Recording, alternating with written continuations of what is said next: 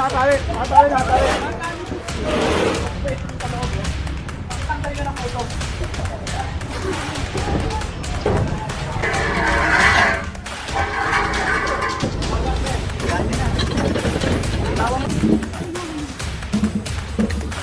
Kunin yung paan mo. Kunin yung paa. Kuya, kunin yung paa.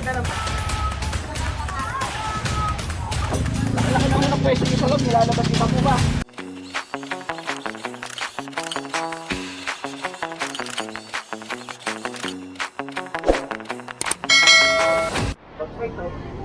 Ayun pa, iwan na namin yung mga kalat nila. Nauunan bala, papag-uwi ko bala. Ano yun nila? Iwan na yung mga kalat nila.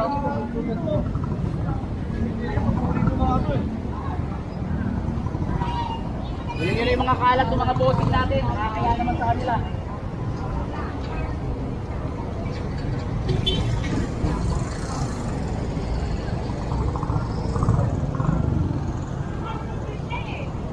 Yan, so iniwan kasi nila yung mga kalat nila rito. Yung mga nagtitinda rito, yun kasi yung nagiging problema kaya lagi makalat ang Divisoria. After nila magtinda, hindi nila winawalisan, hindi nila nililinis.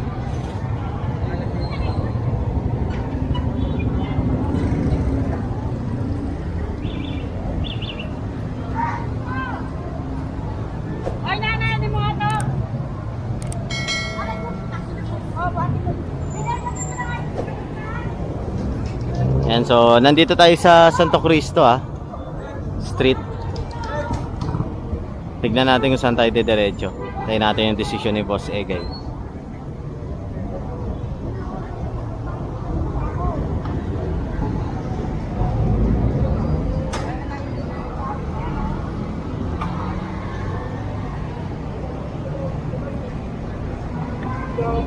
May silip tayo ng mga sa loob. Isang araw. Bakit?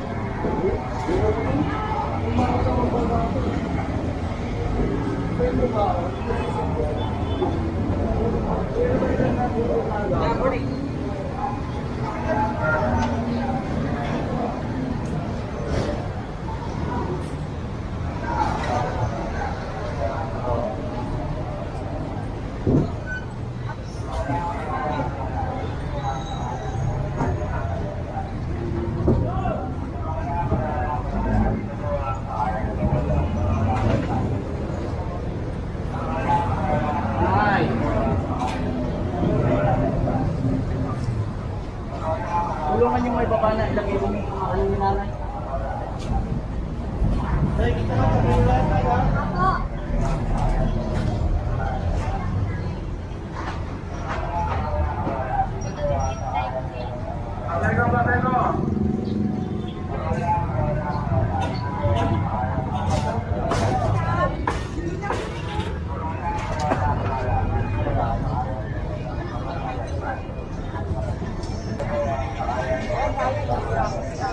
Hi!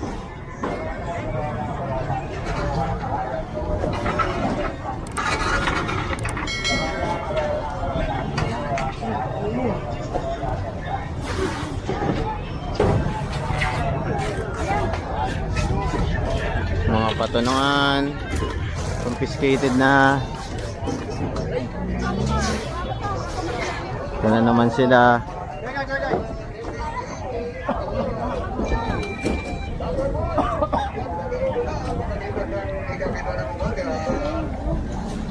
Sikip na talaga dito. Sa Elcano Street tayo, Elcano Street. Di niya matanggal. Ayan na, pumasok na. Ayan na. Sige, baba mo lahat ng Pepsi mo. Baba mo lahat ng Pepsi mo. Ayan o, anuhin niya pati ito man o. Baba mo yung Pepsi mo. Kahapon, pinagbigyan ko na kayo. Pinagbigyan ko na kayo kahapon. Hindi ko iurol yan, tatanggalin ko lahat yan. Brad, tanggalin mo yung Pepsi mo. Pinagbigyan na kayo kahapon. Oy, alisin yan dyan. Ipasok nyo sa loob. Papasukin sa Richard. Ano? Hey! Hey! Papasukin mo! Papasukin mo! Ano yung mo?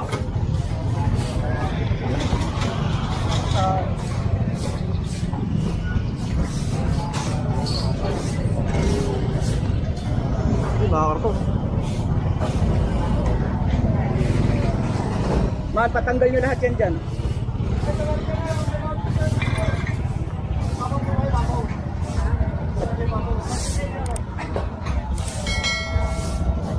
Sino mother?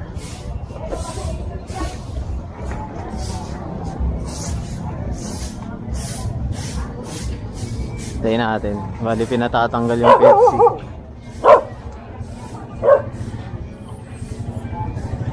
Ayan.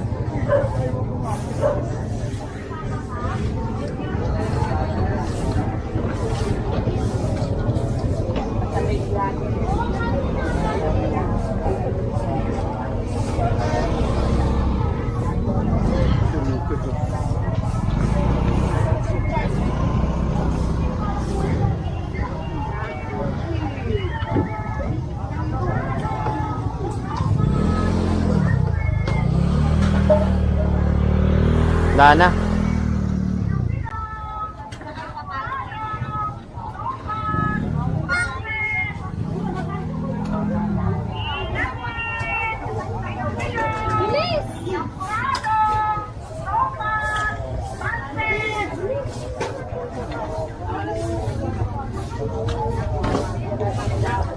Ayan, so papasok na yung truck natin, sasakayan sa truck ng ating DPS.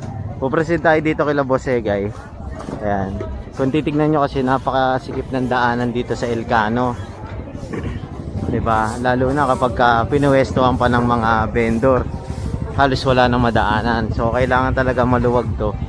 In case of emergency, pwede siyang may access agad-agad. Diba?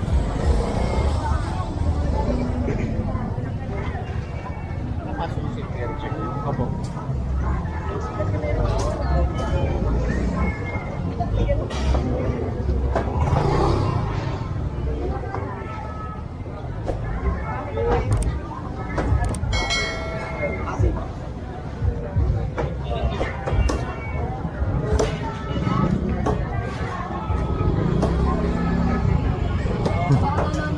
Ay, thank you po.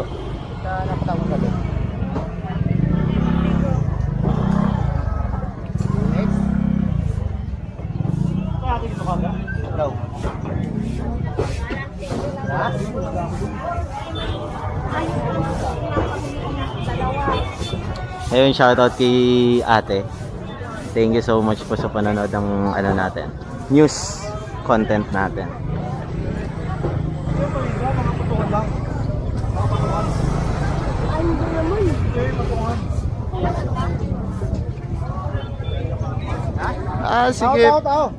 Sige. Sigip.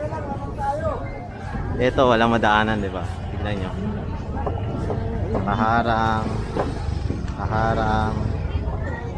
Kaharang, ginawang parking, kaharang. Manok na lang po. Chicken wings po. Manok po. Chicken wings.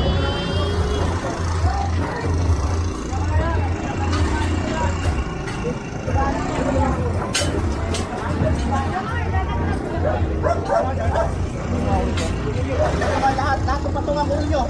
Para nakalagpas. Lahat ng patungan.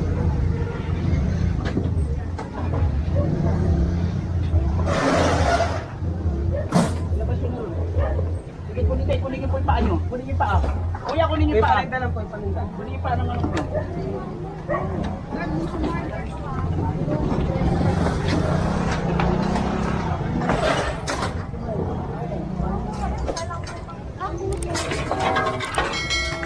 Sito kuya, sito. Palipat mo na ito kuya, bata mga. Dadaan ito lang eh. Papasok ko ito. Papasok ito lang. Pala lang kuya. Bagit lang po. Baka maano po. Hindi. Iwan mo na yung basura.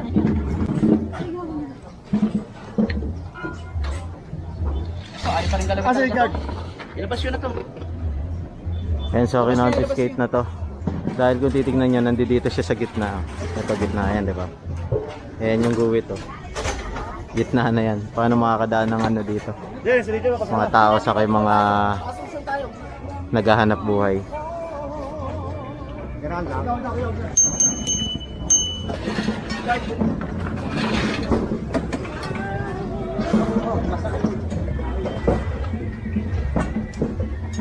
Kayo naman, no?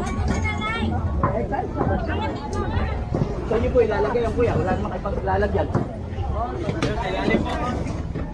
O pwede nyo pala ilagay sa ilalim. Sige, subukan natin, ha? Nakasya po ba sa ilalim? Ano po? Kasya po yan, sir. Baga, sir. Ilalim na. Ilawan mo na.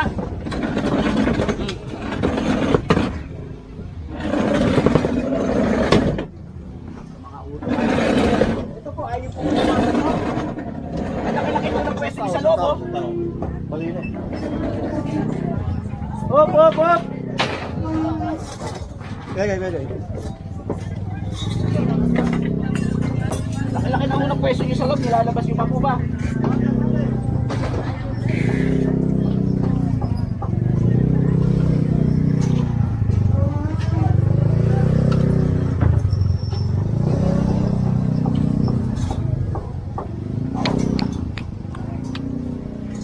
Yan lang. Bali, nakapag-confiscate tayo dito ng patungan at lamesa. Ayan. Kasi kailangan talagang ano maging maluwag tong area na to eh. Ay. Ayos ba ate? Ayos, no?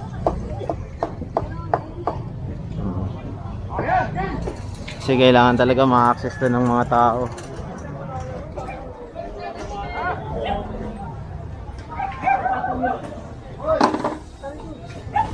Ilang ikot na muna kami ito.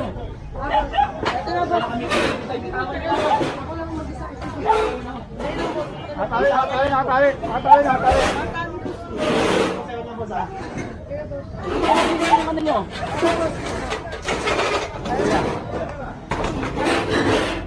Hindi ho.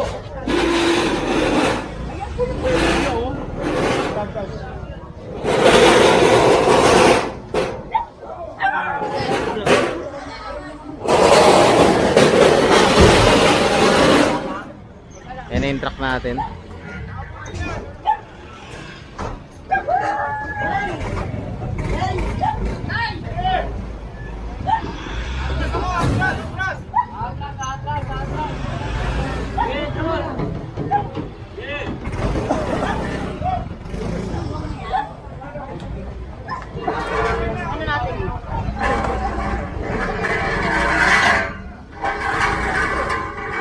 Ito pa. Sana namang patungan. Ilang beses na kasi sila sinasabihan rito. Matagal na panahon na sila pinagsasabihan rito, kaso hindi naman nakikinig eh. Yang sa atin lang naman is madaanan to ng maayos. Binigyan naman sila ng pwesto, may permit sila, kaso nag-i-extend kasi sila sa kalsada. Yun yung mali, 'di ba? Dapat kung hanggang saan lang yung pwesto mo, hindi ka na pwede mag-extend pa. Kasi yun lang yung nasa permit mo eh. Yan. Sa permit naman wala tayong problema, hindi natin sila pinakikialaman ron dahil yan, yung mga vendors natin dito may mga permit yan. Yan. Kasi hindi lang naman silang nabubuhay rito. May mga kargador, 'di ba? Mga dumadaan. Paano kapag sobrang sikip ng kalsada? Paano naman yung mga kababayan natin 'yon, 'di ba? Hindi lang para sa vendor 'to. Para sa taong bayan rin. Para sa lahat.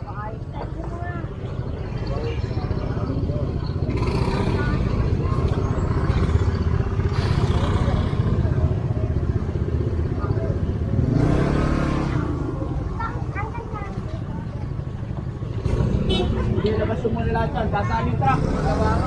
Nilabas mo, oh. Di ba nakasya yung truck?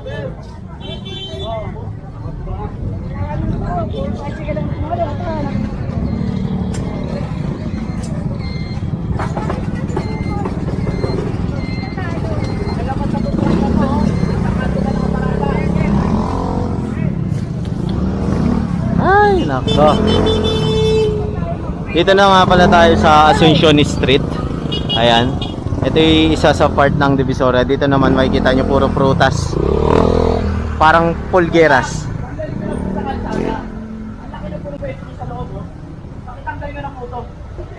Sige po, ngayon na po. Kung ayaw niyo po tanggalin kami po magtatanggal na.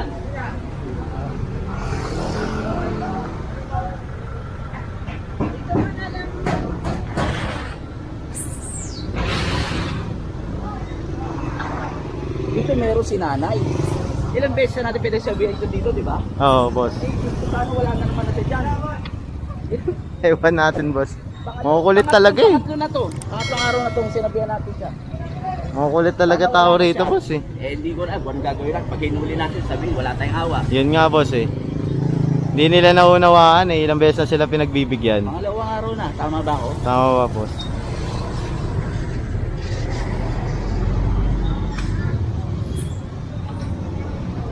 So inintay lang natin yung truck makalabas dahil medyo masikip talaga doon. Kailangan talagang tutukan yung area na yon. Ayan.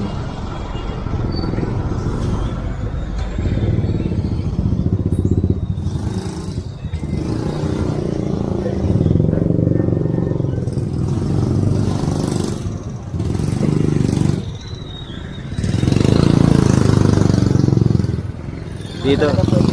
Laktaw-laktawan. Hindi, boss. Like, ilang araw-araw natin sila. Ang dami pa rin, eh, no? Dami talagang pasawan.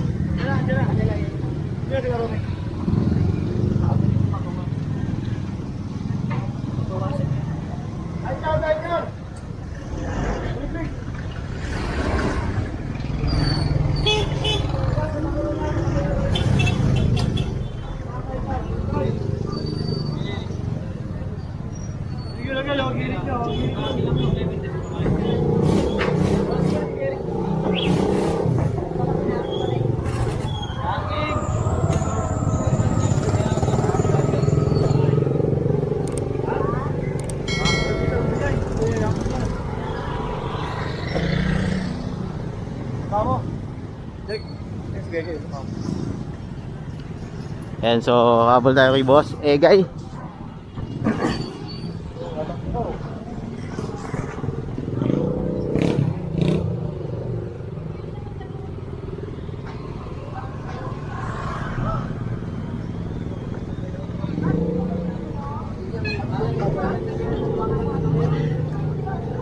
Palabas tayo ng Recto Avenue ulit.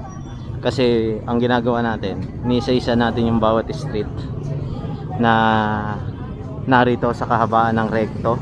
Tondo side Tondo side, District 1 tayo. Ayan, nisa-isa natin para ma-secure kung na-access pa siya ng taong bayan at pwedeng madaanan anytime ng mga sasakyan, emergency vehicle, etc. Ayan. Wala na boss dito yo. Kaya na parkingan na. Wala na sila.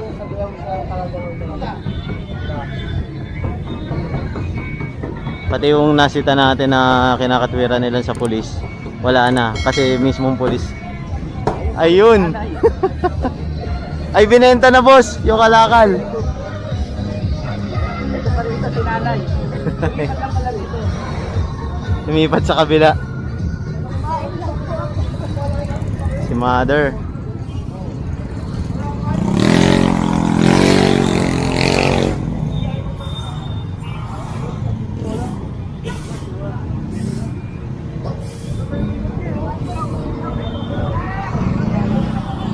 Maluwag dito ah.